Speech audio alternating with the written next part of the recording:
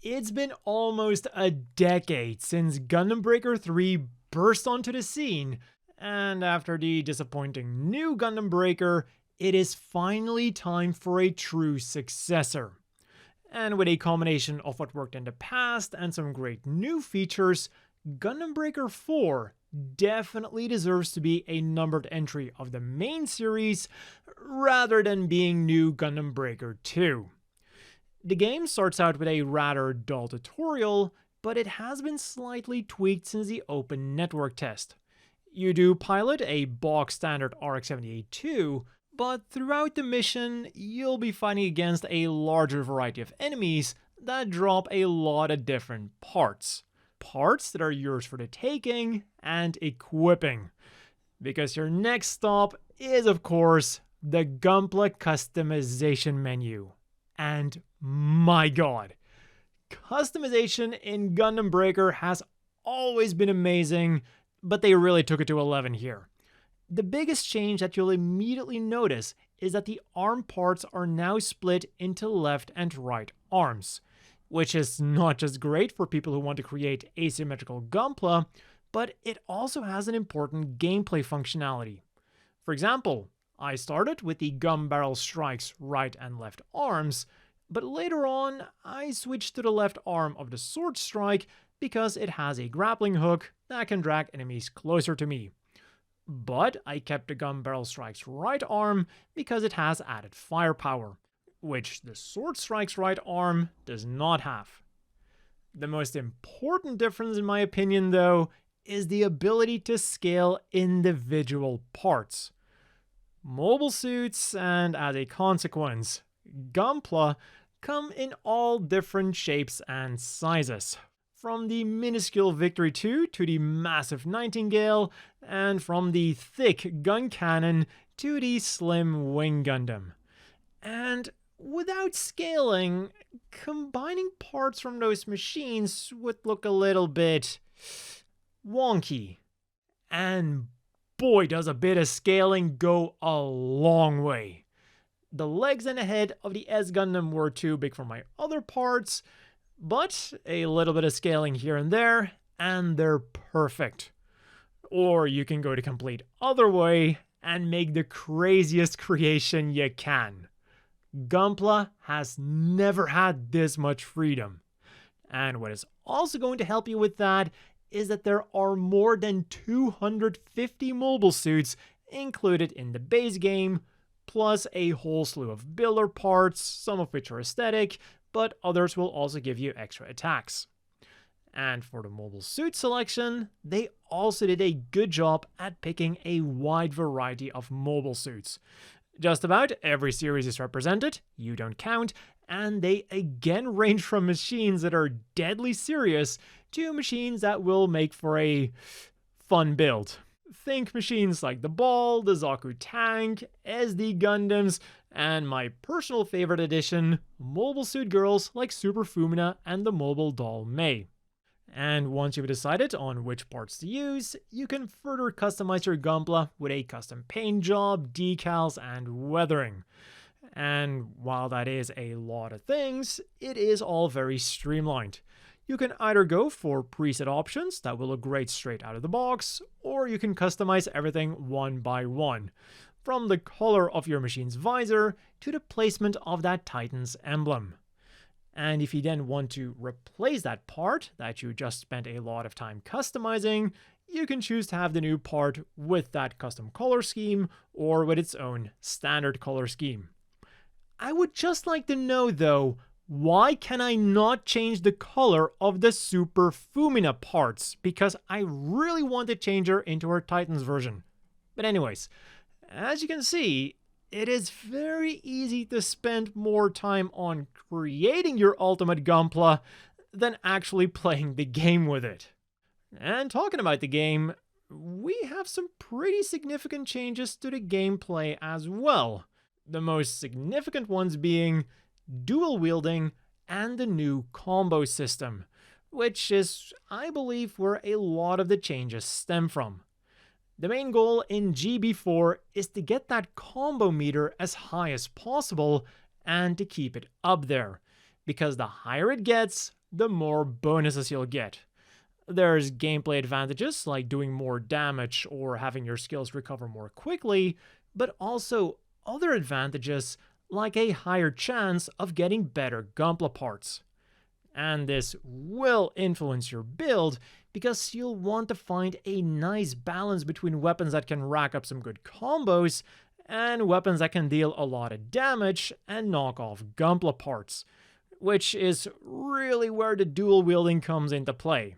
You can pair a one-handed melee weapon with another one-handed melee weapon, and the same goes for ranged weapons. So, for example, you can pair a rapid-firing machine gun with a slower but more powerful cannon or bazooka. And with the melee weapons, things get even more involved. In GB3, each weapon had its own combos with the square and triangle button, but these are now mapped to the left and right melee weapon respectively, opening up a whole new world of different combos depending on which weapon you pair with which weapon.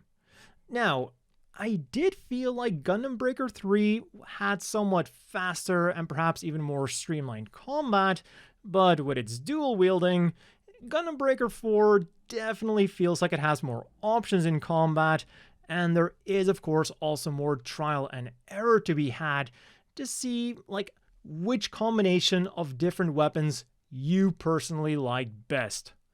Combine this with 4 powerful X skills that use up your special gauge and 8 OP skills that are on a timer, and you've got a lot of experimenting to do to find your own perfect Gunpla. And the best news of it all is that the story, or more specifically, the difficulty of the story, is built around letting you do this. The first 2 chapters of the story are rather easy and forgiving, allowing you to sortie with whatever parts at whatever level you want, and you will still somehow be able to make it through. And this also extends to the other mission type that is available for each chapter: the quest missions that are mostly there for gathering Gunpla parts. After those first 2 chapters then, you'll start unlocking things to upgrade the level and the rarity of your Gunpla parts, the 2 easiest ways to make your parts more powerful. And if you want to go all out, you can also pay attention to the individual bonuses that each part has, and fuse these together with bonuses from other parts through synthesis to create an even perfecter Gunpla. And again, the best of all is that from these story missions alone, you will get enough fodder to keep experimenting with your Gunpla while keeping your individual Gunpla parts at a competitive level. And this goes all the way through the final chapters. Oh, and while playing through these missions, keep your eyes open for these little critters. They're tiny renditions of the old 80s model kits, and they can appear randomly, but for a short time. And if you manage to defeat one of them, they'll give you a nice chunk of credits. Another thing you will unlock as you progress through the story then are other game modes, like bounty missions where you have to fight against high-ranking Gunpla for credit rewards, and survival where you have to survive 50 waves of enemies or die trying. As for the story itself then, well, let's say that the main appeal of this game is definitely the Gunpla building and fighting. But starting with the good things, we have some fan favorite characters returning, but I'm not going to give you any spoilers in this video, so Office Lady Misa is all I can share, and the new cast is very likable too. It's just that the story therein didn't really land with me. It starts out very interesting because you're not actually a player in Gundam Breaker 4, but in the beta of Gundam Breaker 4. So those new things you're unlocking as you progress through the story, I like to imagine them as things that the developers are putting into the beta for testing purposes, like at that point in the story. And because it's a beta, glitches happen, like actual glitches that are meant to happen in the story. And this then gradually snowballs into the main narrative of the story, which revolves around humanity and AIs. A very trending topic that is also extremely difficult because we've seen AI used for good things, but also for a lot of bad things. And GB4 handles the subject with the delicacy and nuance of a bulldozer. Another thing then that I have a love-hate relationship with is how the story is delivered. Because the story takes place inside of GB4, the players are represented by their Gunplas, and I loved seeing them interact with each other and doing emotes, especially my own little custom-created Gunpla. The downside is that it's almost always just in the lobby, so there's not a whole lot of variety in the decor, and I definitely would have killed for a cool animated cutscene or even just a still. But again, GB4 knows what it's all about. So after you've cleared the main story, get ready for a lot of rinsing and repeating to create your ultimate Gunpla to claim your spot on the online leaderboards. I will say that a lot of the missions feel kinda samey though. Fight your way through 3 waves of enemies, followed by a boss battle. Sometimes it's a bunch of regular Gunpla, and sometimes it's a bigger Gunpla, which then lets me pretend that I'm a character from Attack on Titan with my grappling hook. But also like those other games, I found them to be perfect for relaxing after a hard day's work. So, sit back, farm some parts, customize a bit, and call it a day. And things get even more fun when you're playing online with other people. Sure, CPU players do something, but as much as I like having Lin and Misa as my wingman, human players do have a much higher damage output. Or, when you're done with all of the fighting, there is still more to be done, with the biggest new thing being the diorama mode. And just like the Gunpla customization, there are a lot of options to take advantage of. You can choose to have a stock Gunpla or your own Gunpla. There's a ton of pre-programmed poses to put them in, a bunch of backgrounds to put them against, and a lot of extra decor items to put into the scene with them. Some of which are unlocked by default, some of which have to be unlocked, and some have to be bought from the store with the in-game credits. And there's also a lot of other tiny things you can customize, like hiding certain parts of a Gunpla to simulate battle damage, color filters, or even a layover to make the picture look like a Gunpla box. So it's clear that they didn't just throw in a generic diorama program, they really thought about the features that would appeal to Gunpla fans, and it makes me wonder how they're going to improve this in future installments. And another cool thing is that they're planning to have in-game photo events that you can compete in. To wrap things up then, I want to touch upon a few of the more janky things that I encountered, which may or may not be fixed in the Day 1 update. The English translation of the game is overall very good, with only a few minor alterations to the script, but I did notice at least one missed Gundam reference later on in the story, and some typos here and there, with the two most egregious one being Jin but with a J, and Woundwort but with an A at the end. And talking about English, in the beginning, the game wants you to name your in-game clan, which I wanted to name Lorehounds, something I thought was very appropriate considering what my YouTube channel is all about. But I couldn't, because one of the words I used wasn't allowed. The game didn't tell me which word wasn't allowed, but apparently Lorehounds is offensive. So I just stuck with the standard name and moved on. A few hours later then, I wanted to name one of my Gunplas the Abyss Striker Titans version, which also wasn't allowed. And that's the moment when I remembered something that I'd heard about in other games.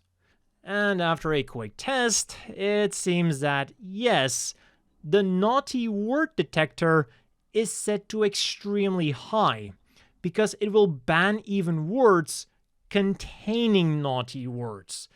And in case you haven't caught on yet, just look at the first letters of Hound and Titan. That's a lot of words you can't use now, including the names of some of the mobile suits appearing in the game. But wait, it gets even better. There's a built-in system to take photographs of your diorama. And the default name of those photographs is photograph, which is a banned word because it has ho in it. Visually speaking then, the game looks good, but there is this weird horizontal glare from the shiny parts, which I didn't notice at first, but once I saw it, I couldn't unsee it. And during one of the final cutscenes, when one of the characters was speaking, it didn't show her mobile suit, but mine. And finally, for my fellow PC users, using a keyboard and mouse is clearly an afterthought and is sometimes way more clunky than it needs to be. You see all those sliders in the customization menu? You would expect that you could just click on the bar and slide it, right? Wrong. First, you have to click on it to activate it, then you can click on it again to slide it, and then to exit that specific slider, you have to click somewhere within the box, but not the slider itself, because otherwise the bar will move there. How they managed to overcomplicate a slider, I don't know, but somehow they managed to do it. Fortunately though, none of these things were bad enough to ruin my enjoyment of the game, nor my overall verdict of the game. It is absolutely worth checking out as a Gundam fan, and perhaps even as a non-Gundam fan who really likes mecha, because the game has some of the best customization that I've seen in any video game, period, and then combines it with mobile suits from every major Gundam work to date, a satisfying gameplay loop, and even some cool extras. And things are only going to get better as they will continue to add more content to the game in the future with things like missions, mobile suits, and diorama things. And while most of these will probably be paid editions, they did already confirm that the Mighty Strike Freedom will be a free edition. So I think Gundam Breaker 4 is going to satisfy all of your digital Gunpla building needs for a very long time. Oh, and to celebrate the launch of the game, Gundam Breaker Badlog is also legally available on YouTube again. But that has been all for this review of Gundam Breaker 4. I'm gonna go grind some more missions now. As always, a big thank you to the Patreon supporters. I hope everyone watching has a great day, and I'll see you all in Gundam Breaker 4's online mode.